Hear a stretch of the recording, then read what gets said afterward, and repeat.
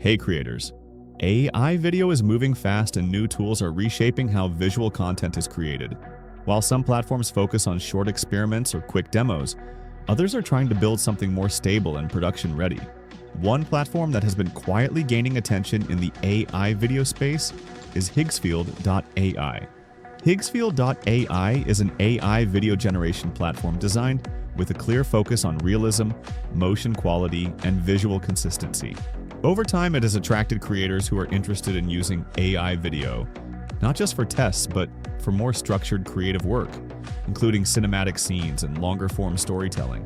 What sets Higgsfield apart is its emphasis on reliable results and creator-friendly workflows.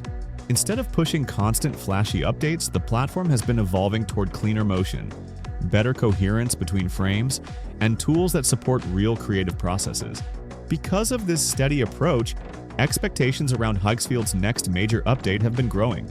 Many creators are now watching closely to see how the platform will evolve next, especially with the upcoming release known as Kling 3.0.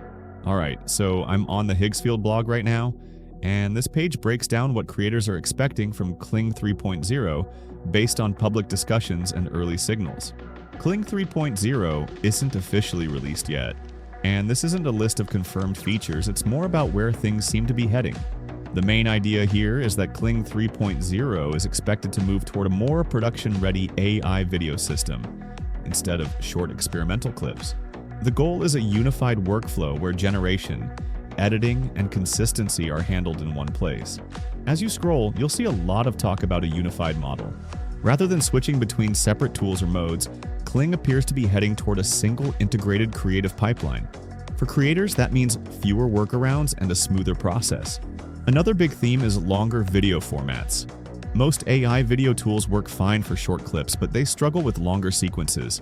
From these discussions, creators expect Kling 3.0 to better maintain temporal coherence, visual stability, and character consistency over extended durations.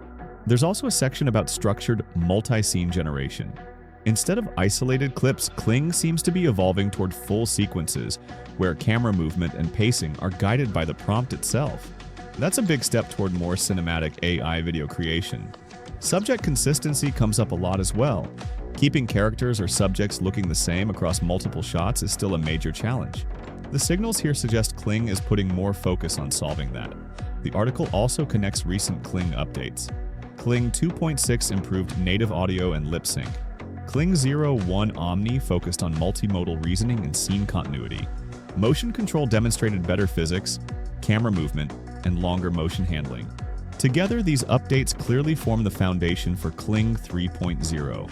When it comes to expectations, native 4K output and higher frame rates are mentioned frequently. Regional in painting is another highly anticipated feature, allowing creators to edit parts of a video without regenerating the entire clip.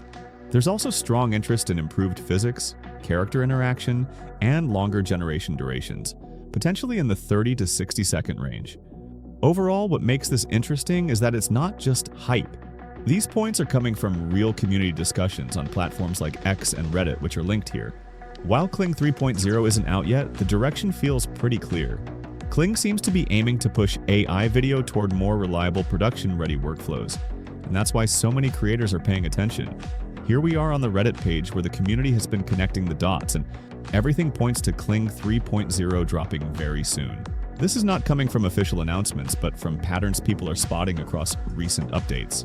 Native audio improvements, stronger scene memory, better motion consistency, and the new Canvas-style workflows all feel like components being tested before a major release. What stands out is how focused these changes are. They are not random quality tweaks.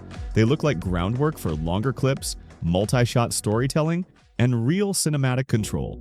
Many are predicting higher resolution output, improved physics, and the ability to make precise edits without regenerating entire scenes.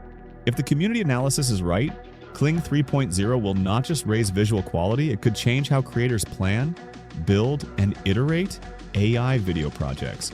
This feels less like speculation and more like a quiet countdown happening in real time. Here we are on X. Higgsfield is teasing what is coming next. 15-second clips, multi-shot scenes, native audio, and character consistency built in. And they are saying this is just the tip of the iceberg. you can tell something bigger is right around the corner. Here we are on the official Kling 3.0 page, and you can really feel the buildup. This looks like more than just an update. Multi-shot scenes, native audio, smoother motion, and real character consistency, all finally coming together in one place. It feels like the moment right before something big drops. For a long time, AI video has been about short experiments. This feels different. This feels like planning scenes, building sequences, and actually telling stories. You can sense that this is about control, structure, and pushing AI video closer to real production. If this delivers the way it looks, Kling 3.0 might be the release a lot of creators have been waiting for. Overall, this gives a pretty clear picture of where Higgsfield is heading with AI video. Kling 3.0 isn't out yet, but the direction feels focused on more reliable production-ready workflows.